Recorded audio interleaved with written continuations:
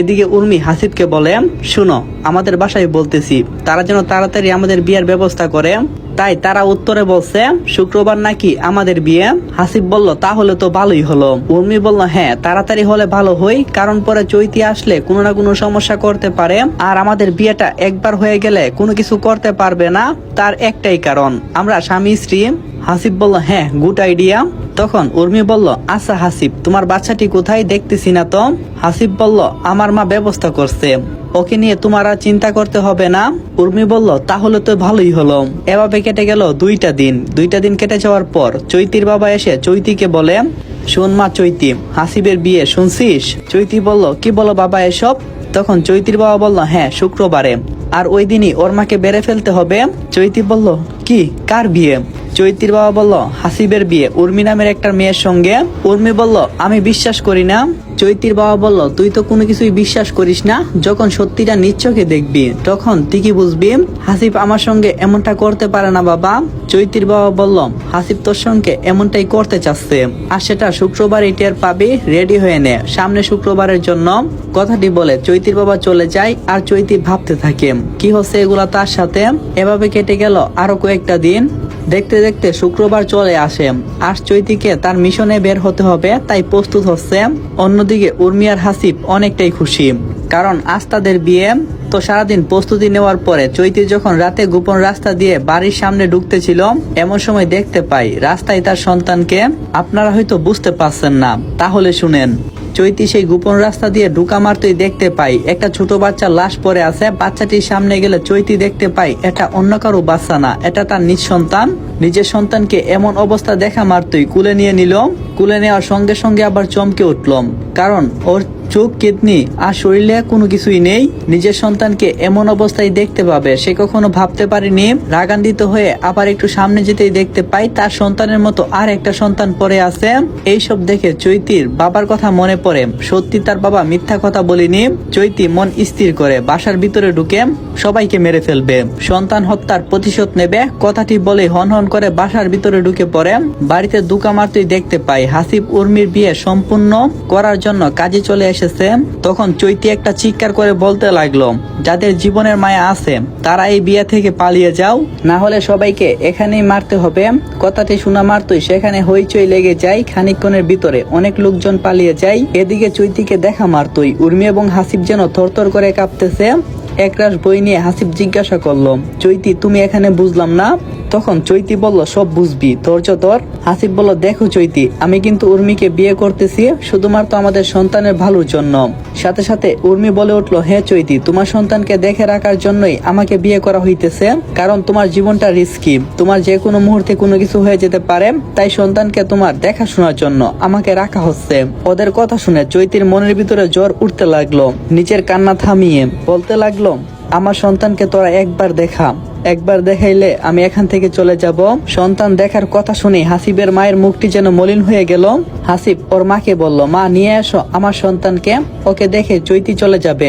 হাসিবের মা থরথর করে কাঁপতেছে আর বলতেছে, না, এই সন্তান দেখানো যাবে না, আমি চাই না চৈতিকে দেখে আমার বংশের প্রতীক আমার নাতি কষ্ট পাক। হাসিব বলল, কি বলো মা? হাসিবের মা বলল, হ্যাঁ আমি যা বলছি সেটাই। তখন উর্মি আবার চেঁচিয়ে বলল, আমার সন্তানকে এখনই আমার সামনে নিয়ে আসুন, না হলে সবাইকে মেরে ফেলবো।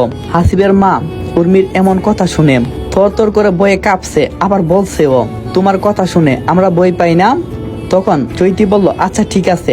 কথাটি বলে চৈতি হাসিবের মায়ের পায়ে একটা গুলি করে, যেটা এফুর উফুর হয়ে চলে, যেটা দেখে সবাই বয়ে থমকে উঠে।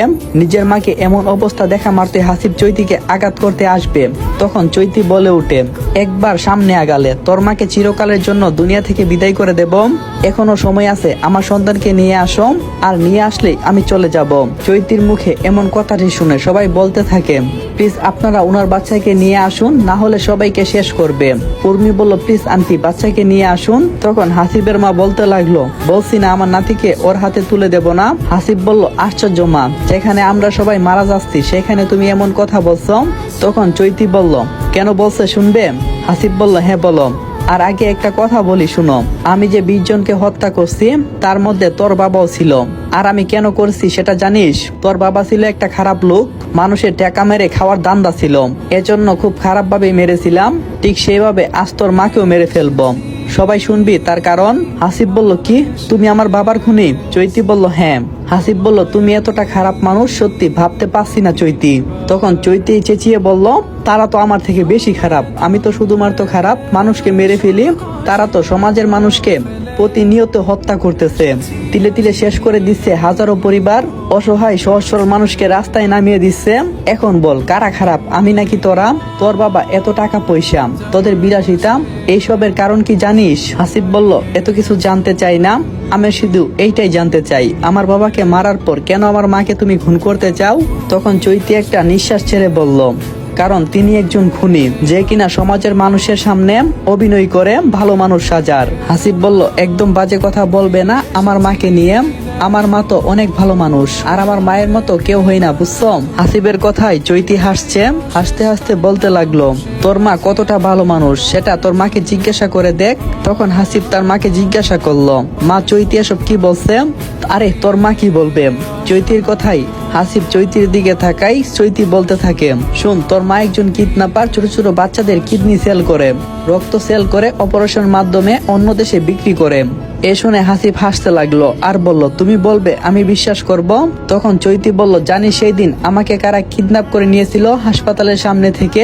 হাসিব বলল, কারা করেছিল? আসলে তারা চাইছিল তোর মাকে কিডন্যাপ করে নিয়ে যাওয়ার জন্য, তোর মাকে মেরে ফেলতে চাই। আরে আমি কি দোষ করছিলাম? আমি তো চাইছিলাম আমার সন্তানের পিতৃ পরিচয়, কিন্তু তোরা আমার সন্তানকে বাঁচতে দিলি না, শেষ করে দিলি। তোদের মনে কি একটু দয়া মায়া নেই? একটা ফুটফুটে বাচ্চাকে শেষ করতে একবারও ভাবলি না? হঠাৎ এমন কথাটি শোনা মাত্রই সেখানে সবাই থমকে গেল। এসব কি বলছে চৈতি? হাসিব বলল, কি বলছো চৈতি তুমি এসব, আর কেন বলতেছ? চৈতি বলল, তোরা আমাকে ঘরের বউ হিসাবে মেনে নিবি না সেইটা মানলাম, কারণ আমি একজন খারাপ মেয়ে, কিন্তু আমার নিষ্পাপ বাচ্চাকে কেন হত্যা করলে? তার কি দোষ ছিল? সে তো নিষ্পাপ। হাসিব বলল, আমার সন্তানকে কে মেরে ফেলছে?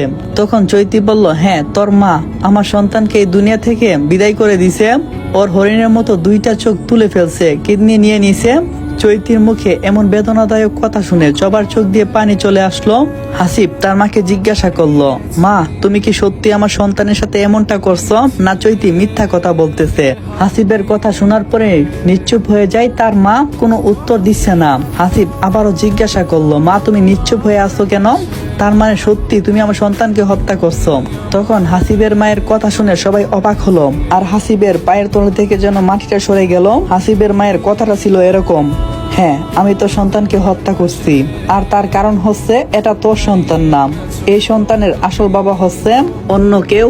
তখন হাসিব বলতে লাগলো, না এটা আমার সন্তান। হাসিবের মা বলল, বলছি না এটা তোর সন্তান না, এত কথা বলিস কেন?